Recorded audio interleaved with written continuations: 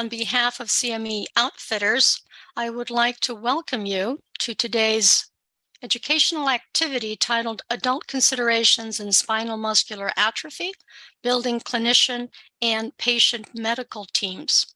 Today's program is supported by an educational grant from Genentech, a member of the Roche Group.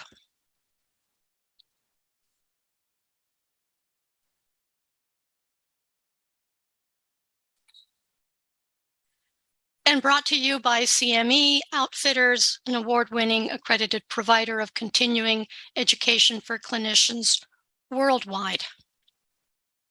My name is Claudia Chiriboga. I'm a professor of neurology and pediatrics with the Division of Pediatric Neurology at Columbia University Medical Center, New York, New York. And today I am delighted to be joined by two panel members who will introduce themselves. Thank you, Dr. Chiriboga. I'm Vanessa Batista. I'm a pediatric nurse practitioner, and I'm currently the Senior Nursing Director of Palliative Care at the Dana-Farber Cancer Institute in Boston, Massachusetts. Welcome, Vanessa. Thank you. Hi, everyone. My name is Tina Duong. I'm a physical therapist at Stanford University, and I direct the clinical outcomes and research development in our neuromuscular division. Welcome, Tina. Very well, let's get started. So our learning objectives are threefold. One is to assess the burden of SMA in adult patients in a wide range of areas, and to develop best practice interdisciplinary strategies for transitioning patients from pediatric to adult care, and to integrate proper therapeutic approaches for the care of the adult patient with SMA. So what we'll do now is a survey, and if you would answer, what is the driving force behind the increased quantity of adult patients with SMA in recent years? We'll wait for your answers.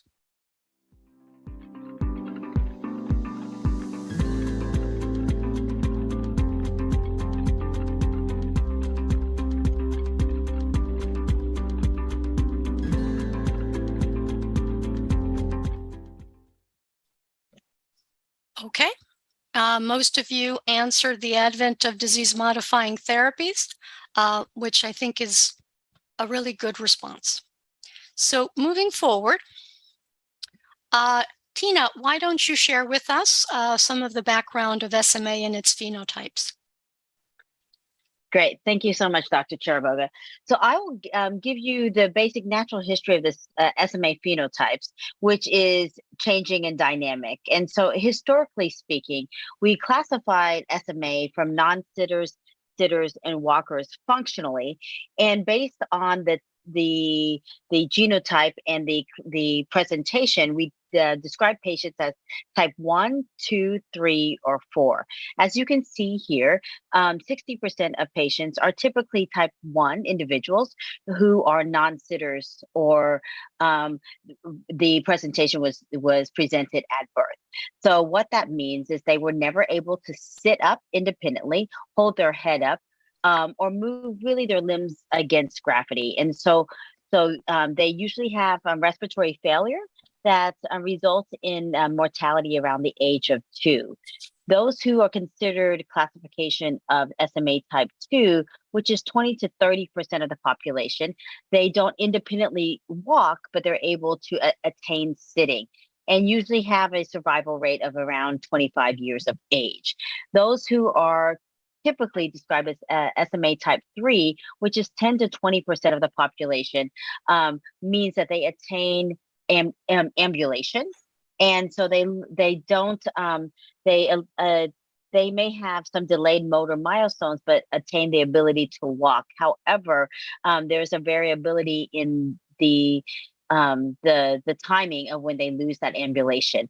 They usually have a normal life expectancy, but something to consider is that, beyond having SMA is like a decreased activity or physical activity in their lifestyle. So some of the increased mortality related to deconditioning and sedentary lifestyle may contribute to, I think, a lower mortality than if you looked at those who were more physically cognitive there. Then the type 4 is generally more rare, and they retain the ability to walk and quote unquote has a more normal life expectancy and usually diagnosed at a later stage in disease, but they still have some decreased muscle strength and progressive loss of muscle strength throughout the lifespan. Okay. When we're looking at advances in SMA management, many of you are here because you're wanting to look at and learn about what the changes in disease management is going to impact how you clinically practice. So in doing so, my colleagues will talk to you about how that may impact the various components of care, but we really have to historically look at what that means. So if you look at SMA, the gene was, the causative gene was discovered in 1995. And it wasn't until 2007 that we first published the standards of care. And in this first publication of standards of care, what it really did change was the respiratory management of these patients, which really prolonged the life expectancy of these patients because of standards of care management.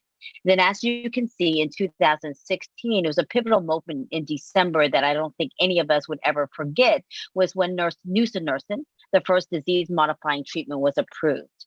As you can see here, there's this 2017, the second standards of care was published, but keep in mind the second standards of care was published and thought about with meetings prior to the actual treatment being approved in 2016.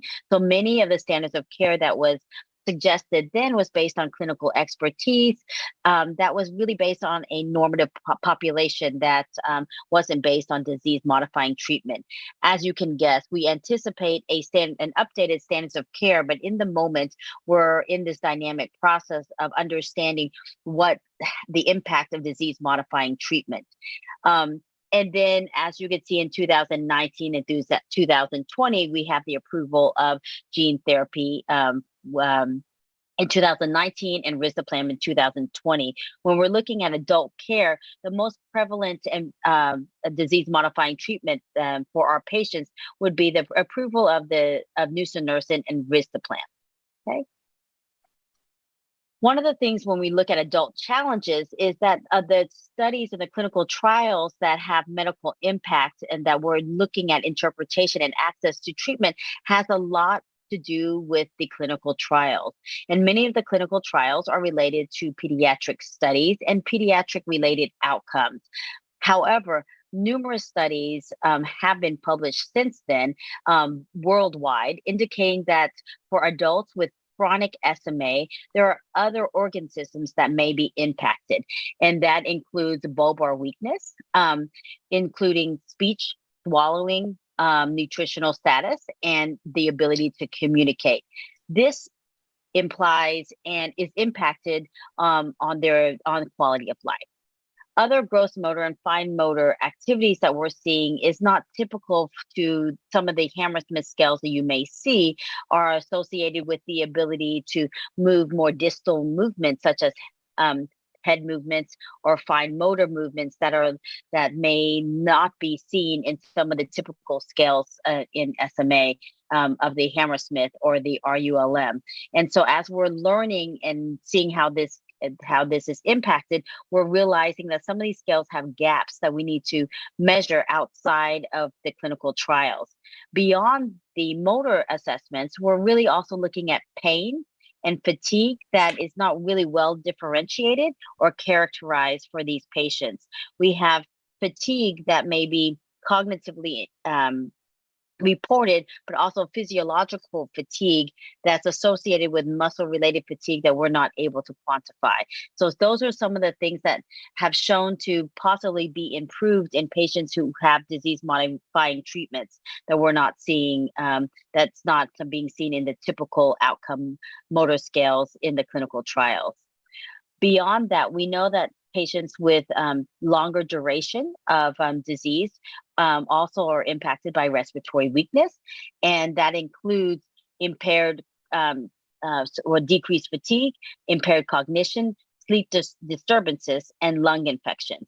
As you can see here, the PROMIS fatigue scale shows the T-score of typical individuals with reporting fatigue. And you can see here on the left with the pink bars that those who normally have about a T-score of 50, those with individuals have much greater fatigue that's associated with SMA.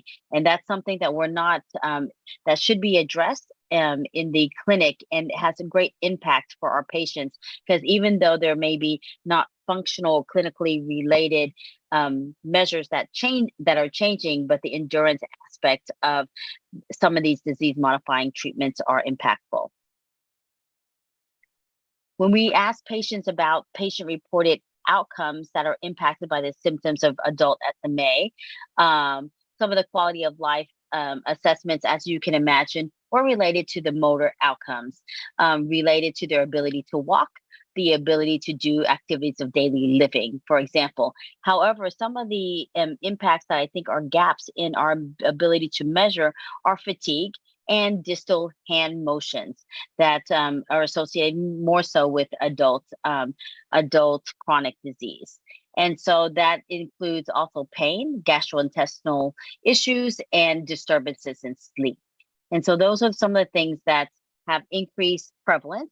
And this compounds when it comes to the impact of not only SMA, but the longer duration of having a disease, the increased deconditioning of not having physical activity, and on top of it, aging. And so a lot of these patients who are not moving, they have limitations not only in mobility, posture, respiratory, and bulbar function, but they have orthopedic difficulties, including hip dislocation, subluxation, and scoliosis, and contractures due to the compounding muscle imbalances seen with the chronic aspect of this care of SMA. One of the things that we really like to highlight is the differences in SMA management in regards to children versus adults. Typically, the standards of care suggest a multidisciplinary approach. And when the model, especially in the US, there's a multidisciplinary care team in which the patients come into the clinic and they're able to see a lot of disciplines, including all those that impact multiple organs. We know that SMA impacts not only muscle, but respiratory, cognition, that requires care that's focused on social work, respiratory care, physical therapy, occupational therapy, speech language pathologist. The nice thing about the pediatric clinic, typically the care focus is driven by the patient or the patient's family, and it is coordinated by a team, and most of the time the nurse practitioner. And the responsibilities on the patient is pretty low because they're children, right? And the priorities typically are about physical health and motor milestone development. Some of the supportive services that we also talk about and collaborate with are the school systems. However, the stressors really rely on the caregivers themselves. However, when you transition to the adult clinical care team, not only is that transition, as Vanessa will talk about a little bit later, it's not coordinated, but now all of a sudden we come from a indirect management of care from the patient being managed by say a nurse coordinator themselves. It becomes a responsibility of the adult patient. And on top of it, there's very minimal institutions that have a multidisciplinary approach where they have all the disciplinary teams in one visit. And so the patients themselves have to make these visits themselves. And they have a very fragmented care pathway. And the responsibility really entirely lies on the patients to be able to access the care and get the appropriate access to gain all of these preventative measures. Thank you, Tina. Let's move on to the discussion. I wanted to ask you, Tina, I saw that promise that it looks like a lot, but it was less than one standard deviation because it was like 7, 8, and 10, which doesn't look like it's large enough for the fatigue that I'm used to seeing. Do you find a differential in fatigue, and at least I think I do, when you have your ambulatory patients who are at work, walking all day, that they suffer a lot more fatigue than the patient who's in the wheelchair, who's able to manage a little better because they don't have that type of exertion? Is that your experience as well? I think it's all relative, right? Because for the patients who are walking, they're walking possibly more. But the patients who are non-ambulatory, they're sitting upright, and sometimes sitting upright causes the same amount of fatigue based on the muscle function that they have, or the ability to, for example, a patient who can spend all day using the mouse when before they could not do that, or be able to move their finger all day and stay at a 8-hour work week when they needed an assistance to help to move their finger on the mouse previously. So I think it's all relative in regards to fatigue, but fatigue I think becomes more of a factor on the adult chronic SMA stage compared to the pediatric, or maybe in the pediatric stage, it's, the kids don't verbalize it as well. Okay. Yeah, all right. Very good. And what can you do to prevent the contractures? I mean, the little ones get out and they're moved around a bit more, but it's so hard to get wheelchairs, insurance to approve standing wheelchairs, extension of the legs. What can our adult patients do to help minimize that contractures from sitting all day at work or at school? Right. And so because of the muscle weakness and the imbalances, a lot of times it has to do with positioning. Stretching itself, the literature doesn't show that stretching will improve range of motion. It does improve tightness so that you have the ability to move. However, I think the important thing for adults in the saving of time and efficiency is to make sure that you're positioned really well, and throughout the day, changing the position to ensure that your joints go through that range, or that passive range, so that it's not always in a static position. Excellent. Thank you. We're running short of time, so why don't we go to this next survey? And this is more subjective than the last question. How confident do you feel in your ability to contribute to a smooth adult care transition for youth and young adults with SMA?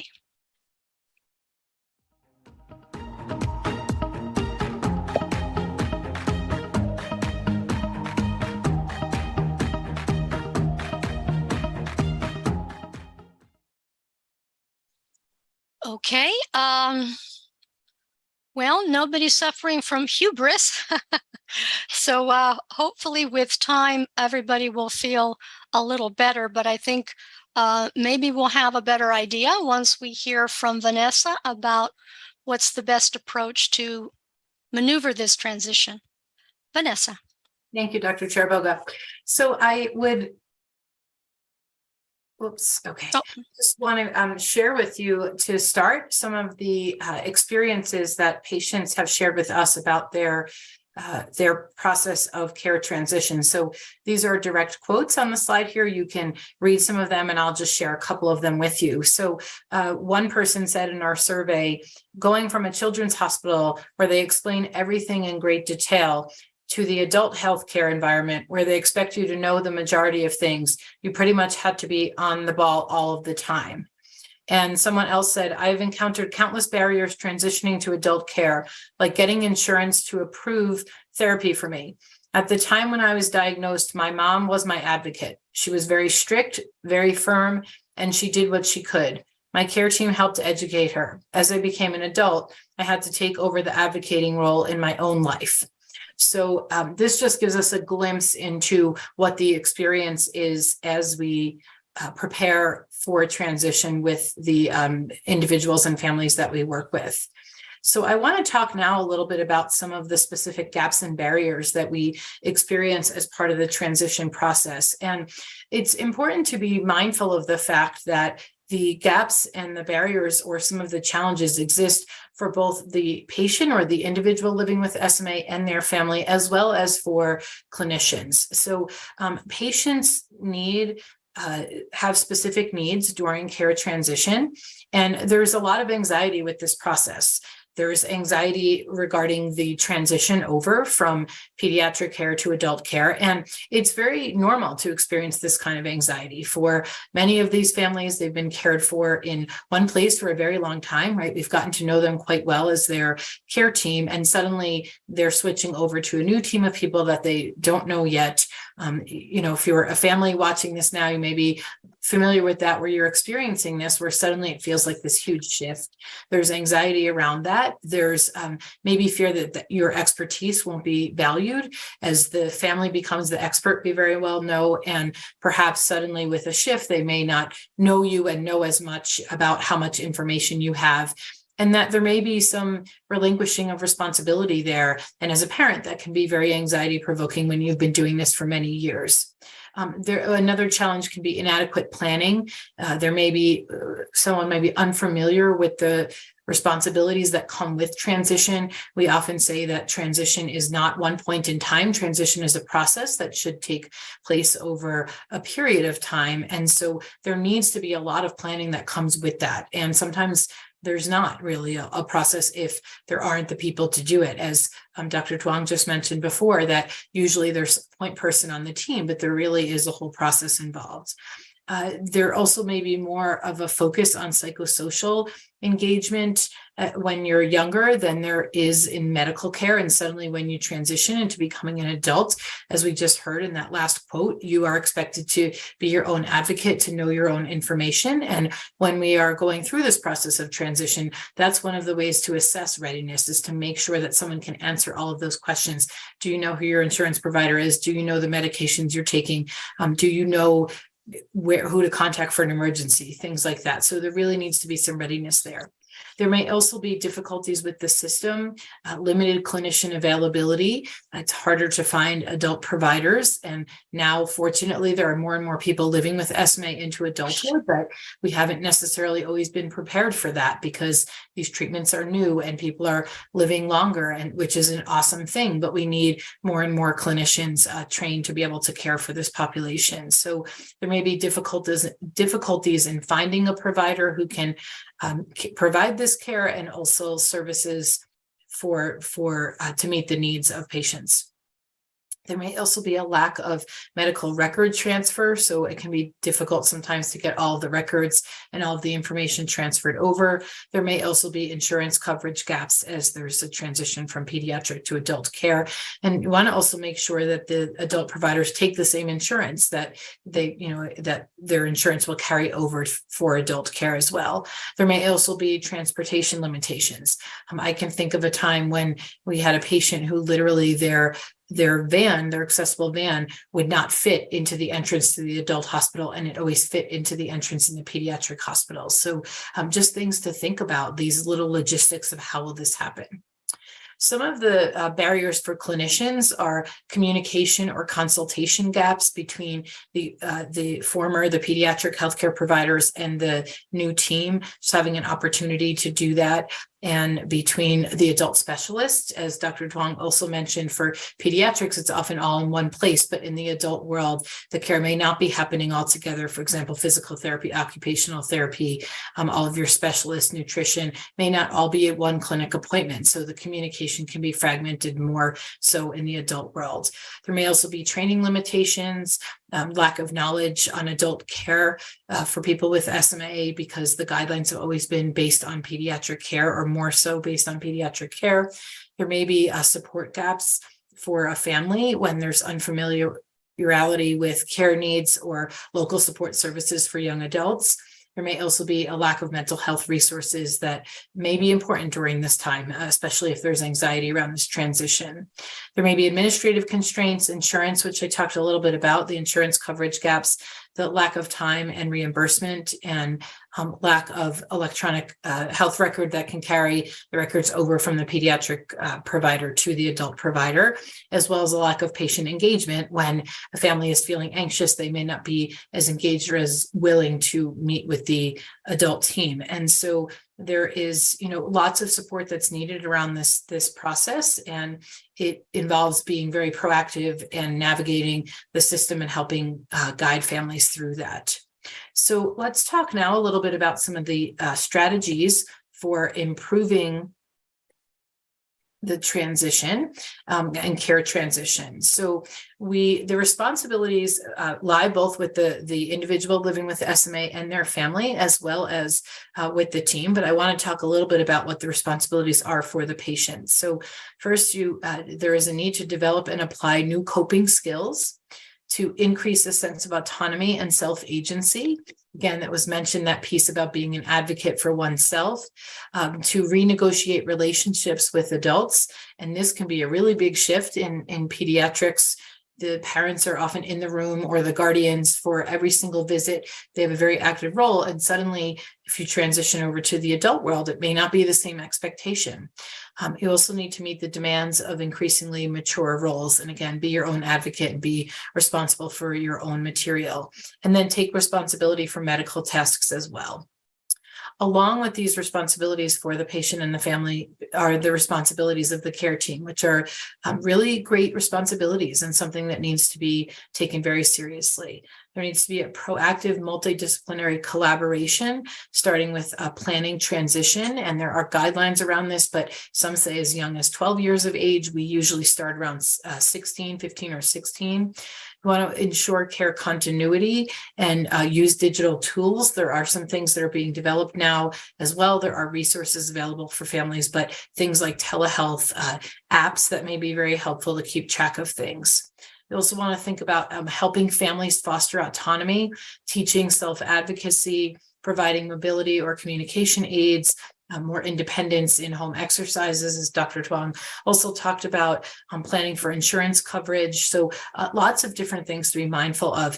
And again, this goes along with assessing readiness to transition. We want to make sure that all of these needs have been addressed before we successfully transition someone, as well as addressing the mental health and psychosocial needs that come along with this period of time.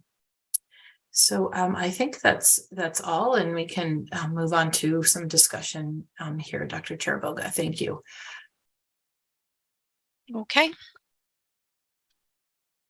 I don't have access to the slides. Can you move it forward? I'm not sure. Okay.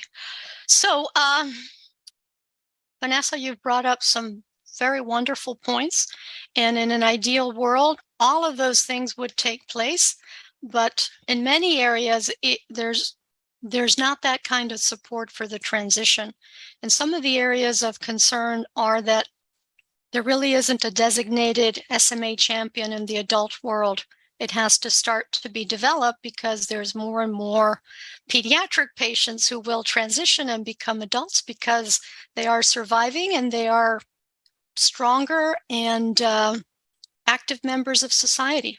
The other thing that many of the adult programs haven't really taken on as much as they should is the points that need to be done in order for insurance to approve. Like, many of them don't have the resources for the functional motor scales that many insurances ask for, or the amount of labor and pre-authorization and letters of medical necessity that are needed to get started with medication.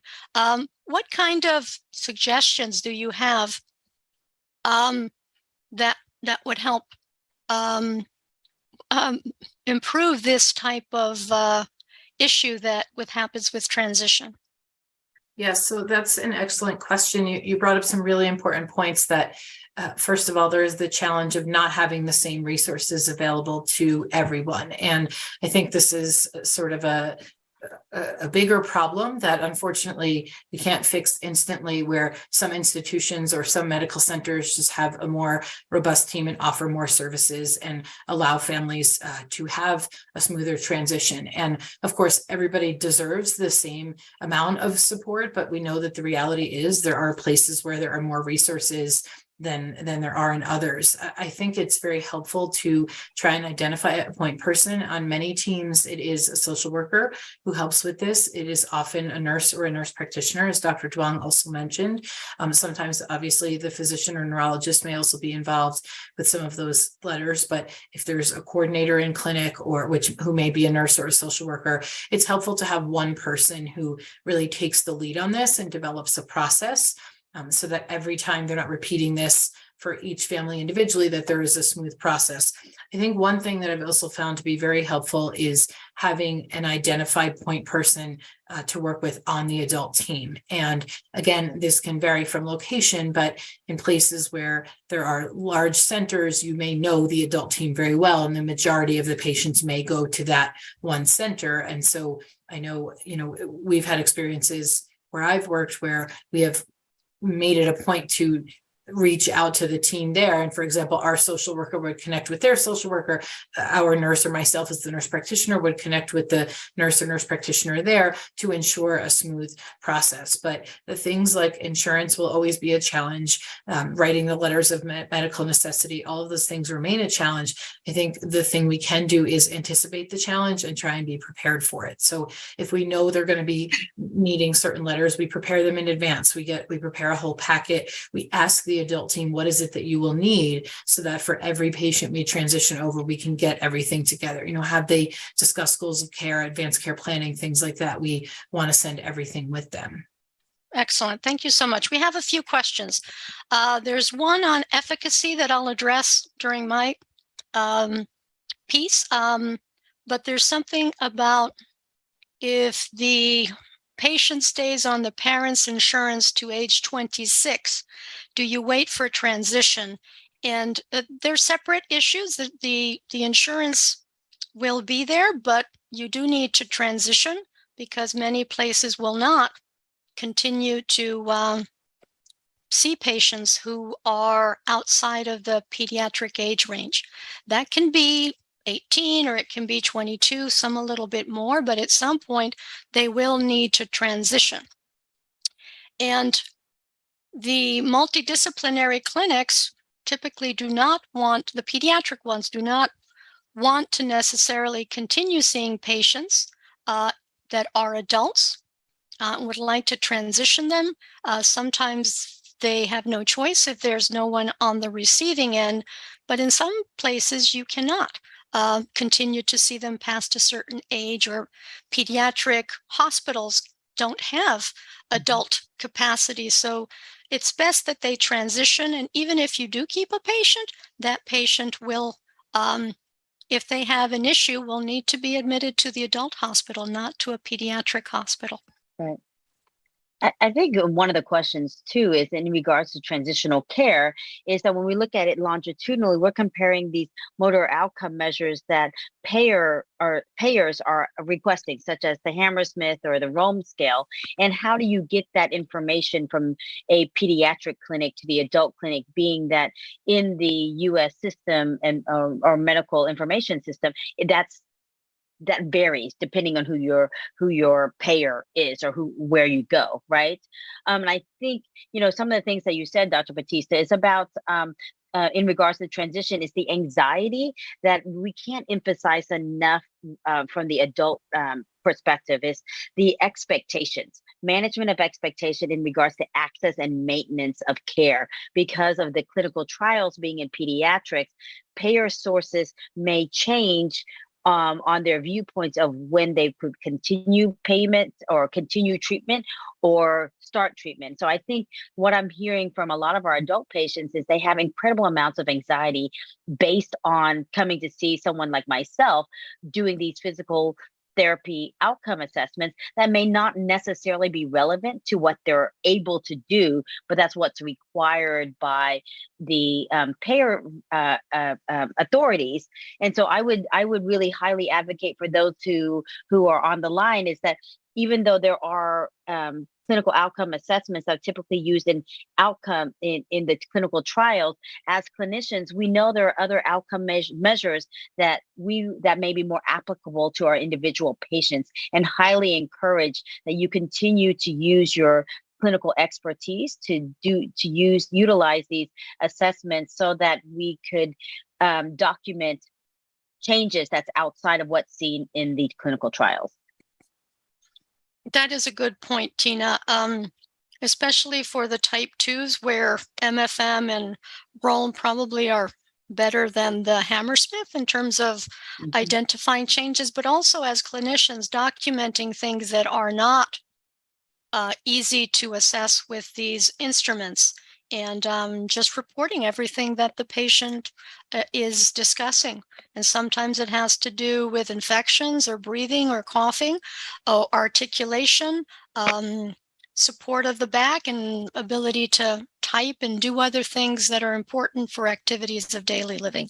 All of that needs to be documented to build a case to be able to maintain treatment. Okay, I think due to time, let's see if this is now working. Let's talk a little bit about SMA multidisciplinary care and what all our roles are. This little graph shows the neurologist at the center along with a coordinator, but that sometimes can be a physiatrist, and then the various subspecialties that are helpful. Not all centers have all of these. The core might be pulmonary, neuromuscular, of course, neurology, and psychosocial at all possible, but some places have everything. But the places who don't have everyone there in clinic have identified champions that you can refer to for orthopedic issues or GI issues and the like. But from the neurologist perspective, one of the main roles that we have now since the advent of disease-modifying therapies is to treat patients with SMA with these new modalities. So let's talk a little bit about what our options are in the adult SMA arena. So we have nusinersen. It's an antisense oligonucleotide, has to be delivered intrathecally because it does not cross the blood-brain barrier. And what it does, it's an mRNA splicing modifier that increases the amount of exon 7 that is transcribed from the SMN2 gene, thus producing more SMN protein, which is the main goal. And its dosing, there's a loading dose of 4 doses over 2 months, day 1, 15, 30, and 60. And after that, that's every 4 months in perpetuity, as long as the patient decides to continue treatment. So the studies, and I think someone mentioned before, some of the nusinersen trials were all pediatrics. The oldest patient in the late onset SMA was 9, and that study was supposed to go up to 12. So there have been no adult placebo-controlled trials with nusinersen, but there are 2 large observational studies, one by Hagen-Necker, and there was 139 patients. And as you can see, the median change in baseline on the Hammersmith over time was 1.7, 2.5, and 3.1 points. Now, if you look at this from the percentage of individuals who increased by 3 points, it's a lot more substantial. It's like 20-something, 30, and up to 40. These patients also showed improvement in ambulation. The majority of patients, about 60%, were type 3, and most of them were strong. The mean was, I think, about 300 meters. So these were strong ambulatory patients who had a nice response. And I think it was at 10 months, maybe 40-something meters walked. But again, it's not your typical patient population. The Maggie is retrospective into 14 months and had a similar improvement of the Hammersmith over time, and the side effects were nausea, headache, fever, infection, and backache because of the procedure. And of course, when you have hardware, you need neuroradiology with fluoroscopy or foraminal injection via CT scan in order to administer it, because you can't just do it blind the way we do in the younger children.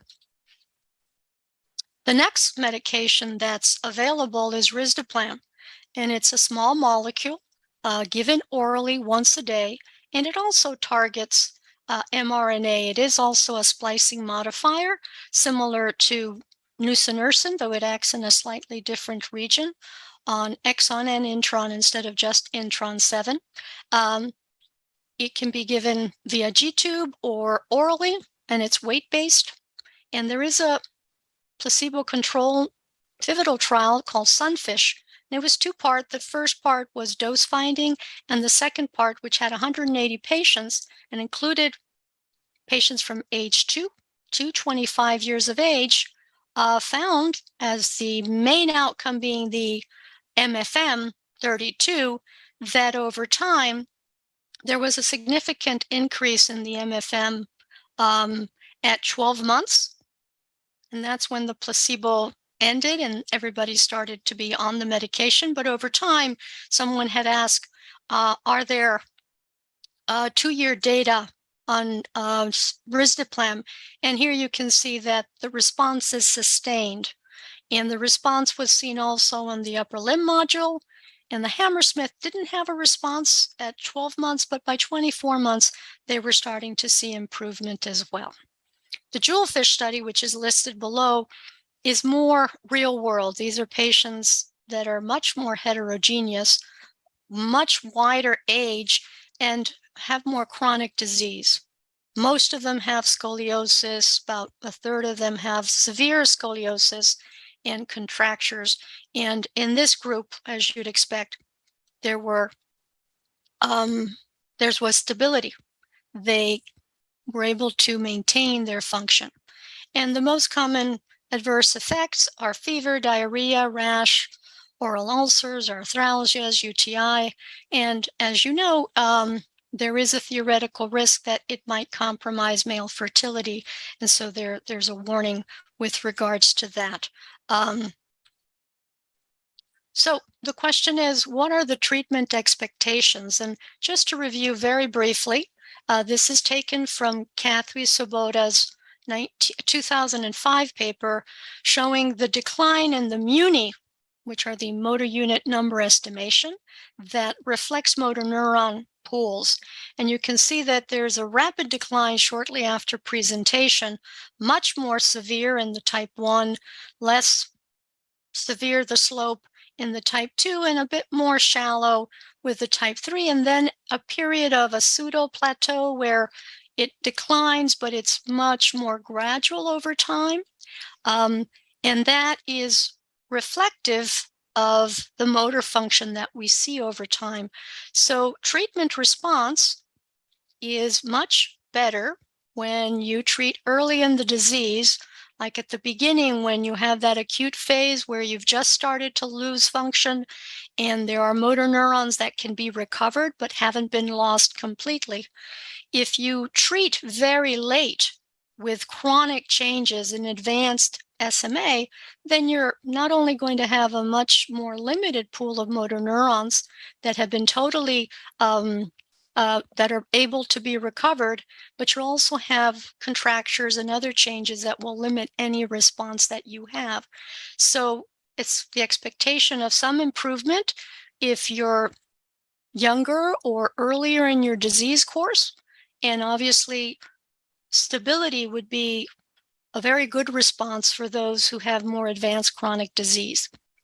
Just keeping the function you have and not losing it would be an expectation. And that is based not only on age, it's duration. How long have you had the disease and what stage of disease you are in for that period of time. For example, a 25-year-old non-ambulatory type 3 that just stopped walking is expected to have a much better response than a child with than a 25-year-old type 2 who's been in a wheelchair since 18 months. And it would be stability that we look for. Okay, so how do we optimize care for adults with SMA? And my question would be to the group, Vanessa and Tina, what do you feel that adults, and maybe Tina, because you see more adults, what if the adults that you're seeing in clinic have an understanding of the role of these medications, or are they still not convinced that these are medications that might be beneficial to them? I think it varies. I think we're seeing a lot more adult patients because they are aware of treatment being available. I think the most prevalent questions we have is how would that impact them, because it's hard to interpret with the pediatric data. We do spend a lot of time trying to be very objective in the overview of the available information, including the adverse events. I think some of the things that we don't talk about as much on the pediatric side that is very significant on the adult population are adverse events. I find that most of the questions surround adverse events. I think the adult patients are very realistic. Their minimal expectations you really come along the lines of expecting stabilization. They don't expect to jump out of their wheelchair or anything in regards to improvement in function. I think some of it is just like stabilization, improvement in endurance. But the biggest concerns are the adverse events, because these studies were done in pediatrics. How do the adverse events relate to them and in their ability for future planning and their and especially regards to some of the fertility reported adverse events from the risperidone treatment.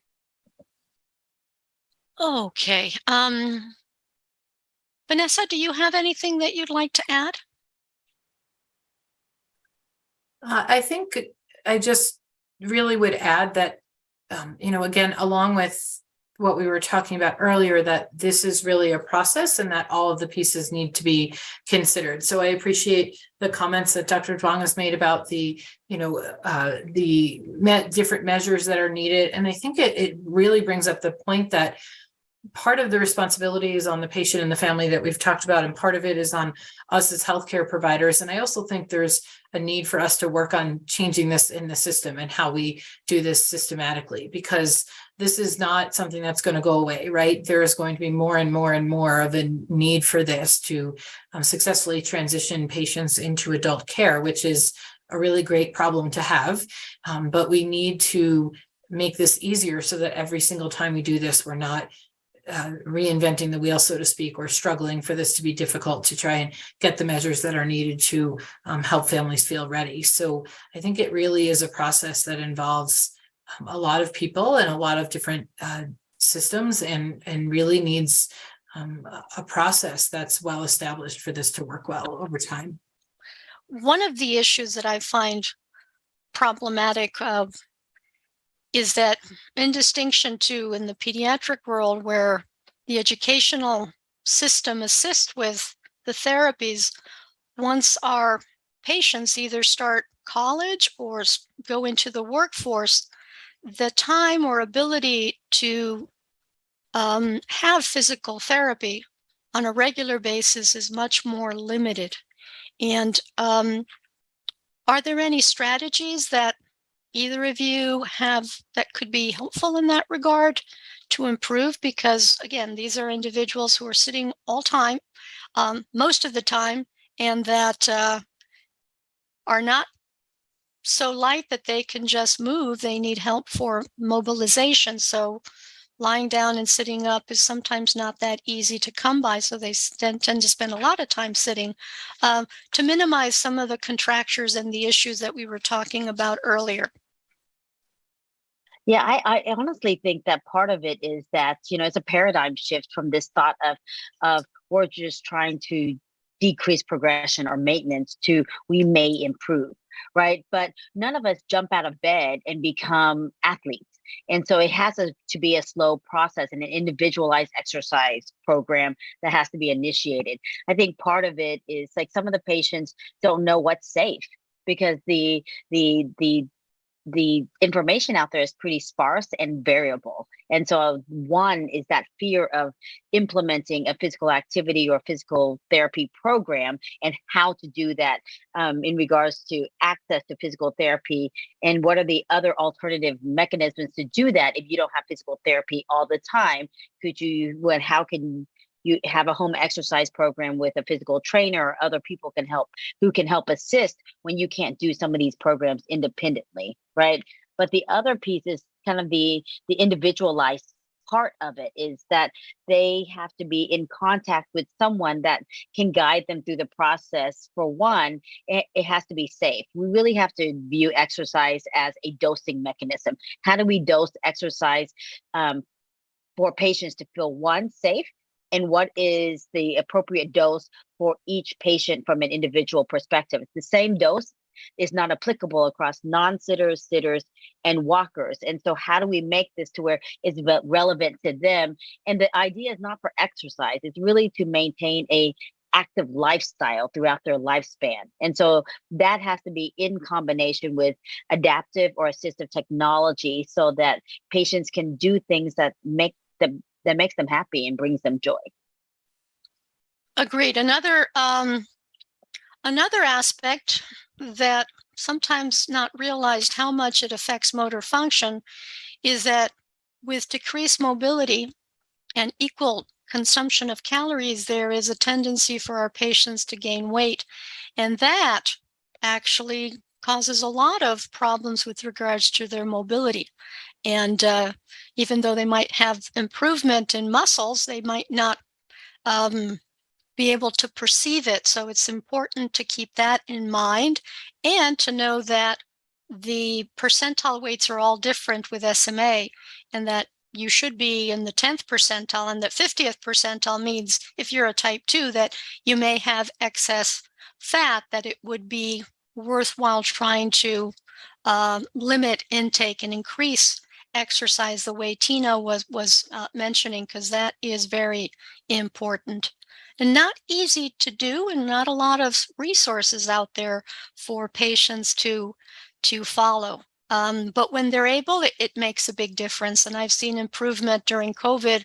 One young man who lost some weight and was exercising and hadn't been on medication for a while, but he improved just because of what he had done in terms of exercising.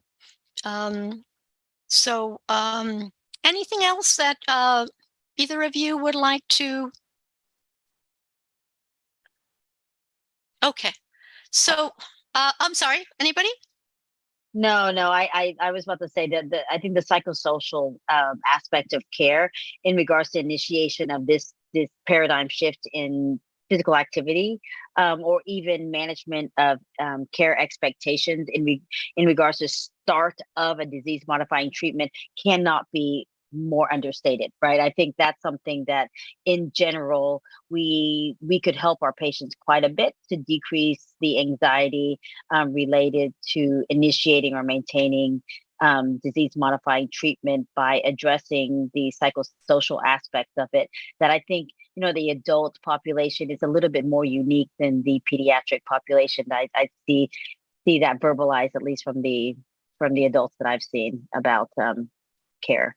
No, that's a very good point, Tina. And also, when starting treatment, providing realistic expectations that if you have not been able to move your legs and you are very stiff, you're not going to expect to have a lot of mobility in the legs, but where you do have some strength, that may improve.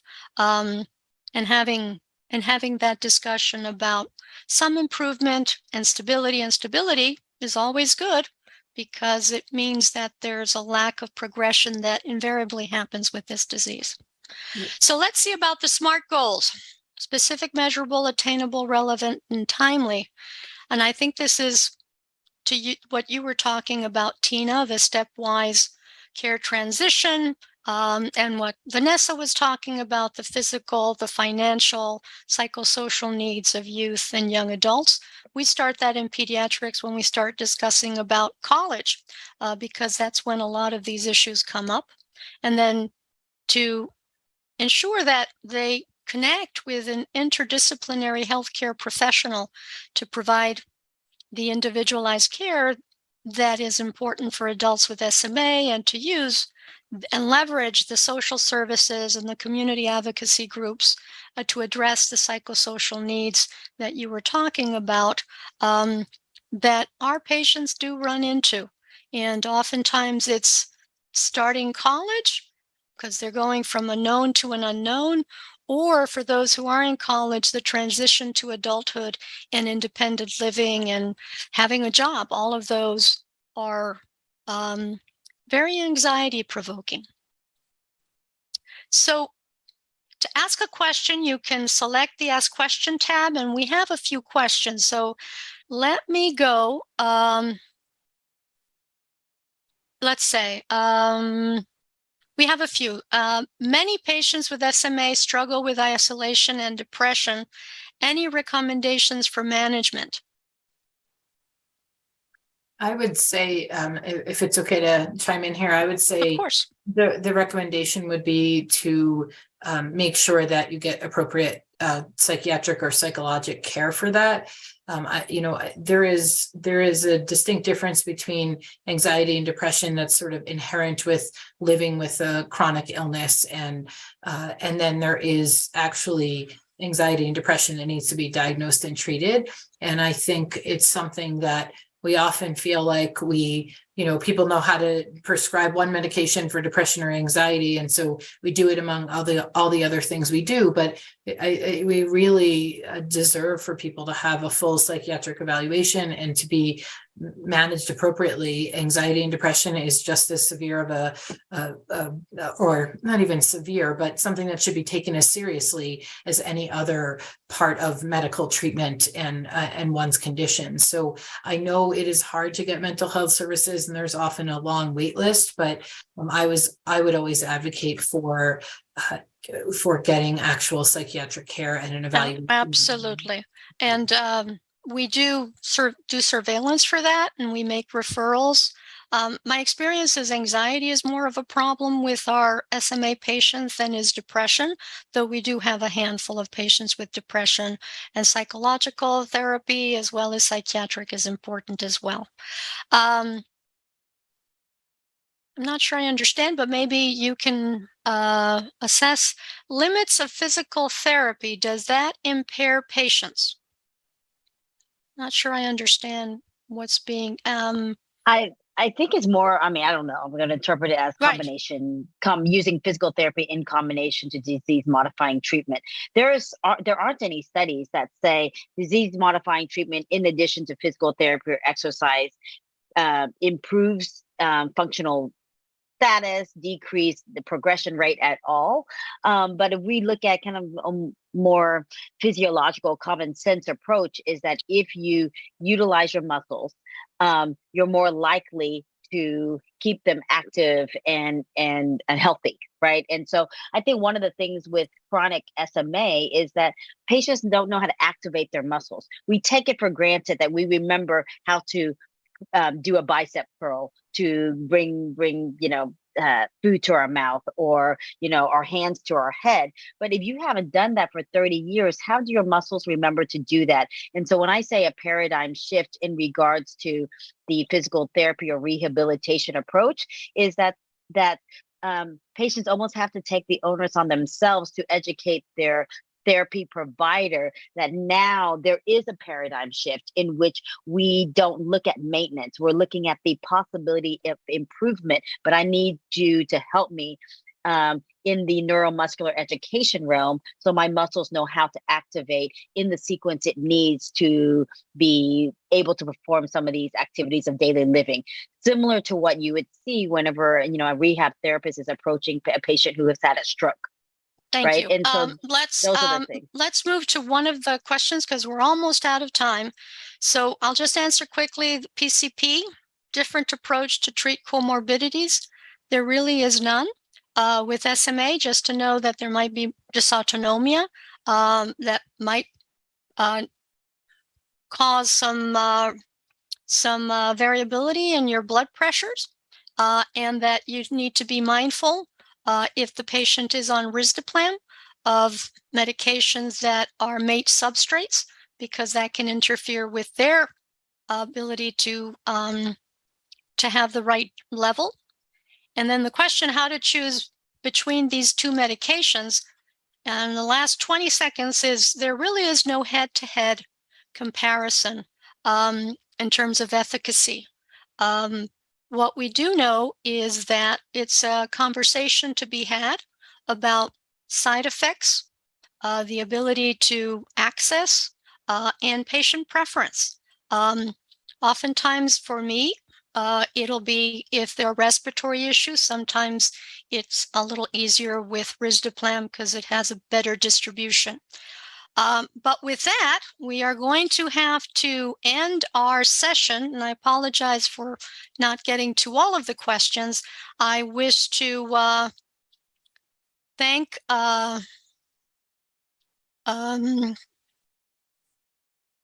Vanessa Batista and Tina Duong for participating in this lively discussion. And I would recommend that you visit the Virtual Education Hub for free resources and education for healthcare professionals and patients. And there's the link. And to receive credit, you can click on the Request Credit tab and to process the certificate. And with that, I'm going to thank you for your attention. Thank you, Tina. Thank you, Vanessa. And thank you for your participation.